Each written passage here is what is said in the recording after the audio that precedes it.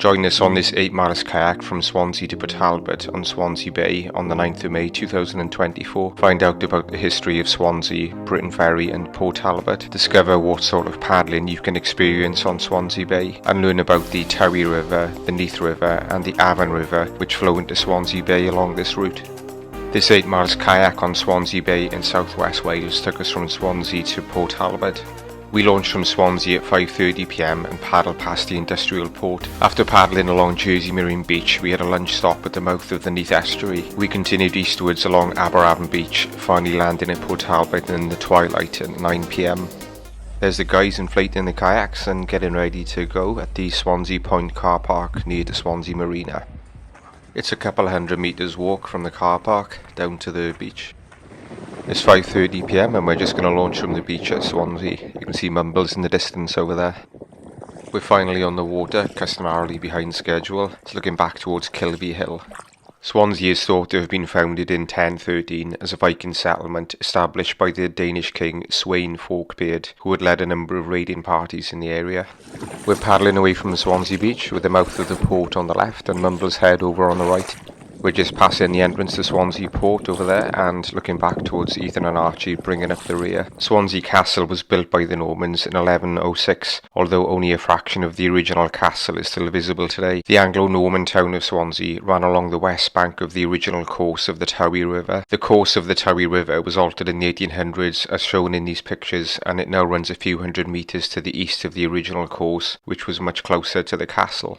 We've paddled the lower sections of the Tawe River a number of times as shown in the inset footage. Swansea Bay Barrage means that the Tawe River is not tidal and it's a nice route which winds through eastern Swansea. Swansea was already a significant port by the 1500s with limestone and coal being amongst its main exports. By the early 18th century, Swansea had earned the nickname Copperopolis since it was the world centre of copper production. As you can see, Ethan's bailing out some water from underneath the floor of his kayak using the bilge pump. It's a bit choppier than we expected. It's a little bit choppier than the sea forecast said it was going to be. I hope the guys don't start getting seasick. Sheldon's paddling away hard in the front seat of our tandem Sandbanks Optimal inflatable kayak. The big industrial port at Swansea is just the other side of that wall, and ahead of us in the distance you can see Jersey Marine coming up. You can see our destination at Port Talbot across the bay in the distance. We approach the western end of Jersey Marine Beach, which is dominated by the buildings of the Swansea University Bay campus. The university campus buildings have a rather unusual architectural style, which would not look out of place in Chicago. On this trip, Sheldon and I were using a Sandbanks Style Optimal tandem inflatable kayak. This is a full drop stitch inflatable kayak which inflates up to 12 psi, with the result that the hull and decks are very firm and almost like a hard shell kayak. The Sandbanks Style Optimal also comes in a shorter solo only version. Due to the clamshell shaped design, it is a very stable kayak and is easy to get into and out of.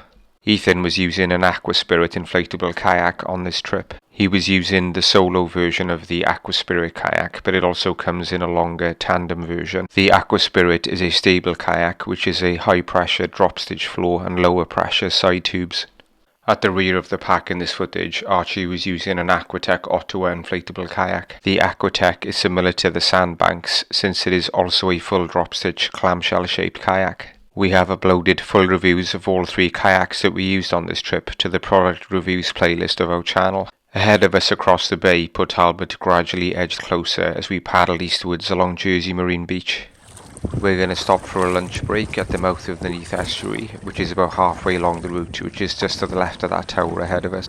As you can see, Archie thought it would be funny to crash into the back of our kayak, forcing us to turn in a big circle to the left. He was lucky we didn't report him to Swansea Port Authority. Jersey Marine has a long beach which is backed by a large sand dune system with a wide variety of flora and fauna, particularly in the summer months. Jersey Marine Village, which is situated behind the sand dunes, is most famous to locals for its 4-storey octagonal tower that was built in the Victorian era. Way in the distance you can see Mumbles Head, which is at the western end of Swansea Bay. We approach the mouth of the Neath Estuary. The Neath River is the largest river flowing into Swansea Bay. The inset footage shows just some of my many trips on the Neath Estuary. You You could say that I've had more adventures on the Neath River than Tom Sawyer had on the Mississippi River. The Neath River is tidal from its mouth where it flows into Swansea Bay for about 7 miles inland. The mouth of the Neath Estuary was, before the Industrial Revolution, much wider and would have encompassed much of the area known as Baglan Bay on the eastern side of the current course of the estuary. The inset map of the mouth of the river from 1815 illustrates that most of the area on the east side of the river,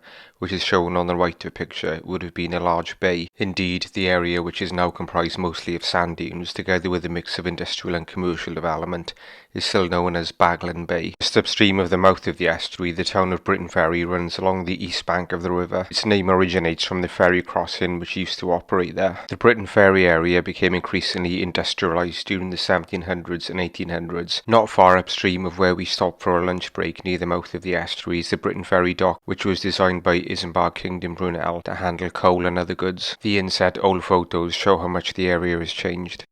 We had a lunch and beer stop just over halfway along the 8 miles route at the mouth of the Neath Estuary. The Neath Estuary is a great paddling route, but you do have to plan it around the tide times.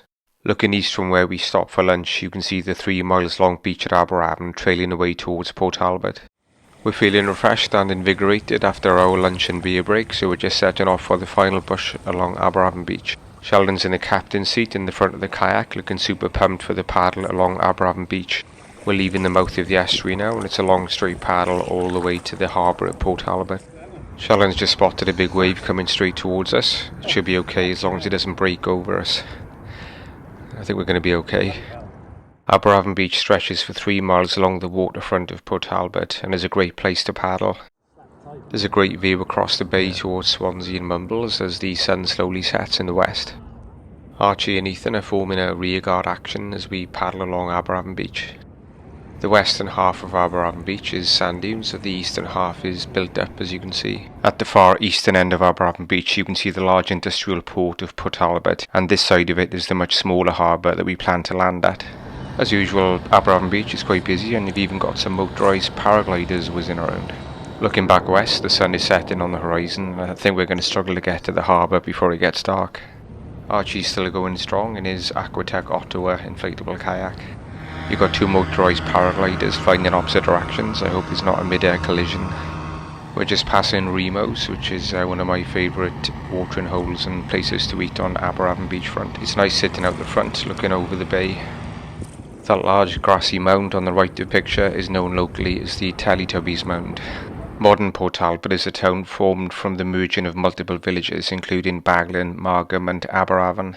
The name Port Talbot first appears in 1837 as the name of the new docks built on the southeast side of the River Avon by the Talbot family. Over time, the name came to be applied to the whole of the emerging conurbation. The Margam and Aberavon areas of the town became heavily industrialised from the 1700s, starting with copper working but progressing to steel making.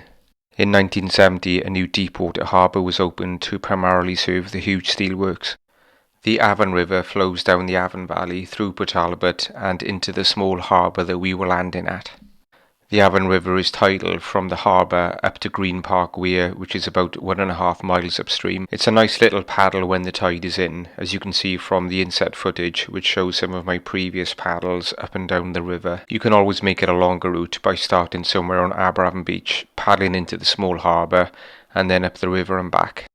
Swansea Bay is a large bay which runs for about 22 miles from Mumbles Head in the west, across to Porthcawl in the east. There is quite a high tidal range, as with much of the coastline along the Bristol Channel. When paddling the bay, it is generally advisable to try to paddle with the tide, since if you were trying to paddle against it, it can be a bit of a struggle. As with the rest of the South Wales coast, the tide runs across the coast towards the east when coming in, and it runs westwards when going out. It was high tide at 8 minutes past 8 on the evening of our trip, and because we landed later than planned at 9 p.m, the tide was starting to go out and run westwards against us for the last half an hour or so of our journey. We landed on the beach in the small harbour at Port Talbot at 9 p.m, by which point it was pretty dark, as you can see. We'd started a bit behind schedule, and the route had taken us longer than we'd expected, which is part of the course for us, it seems. Thanks for watching. If you enjoyed the video, then please give us a thumbs up and consider subscribing by clicking on the left below. Click on the right below to see videos about other trips around the Wales coast. Happy paddling from the kayak crew.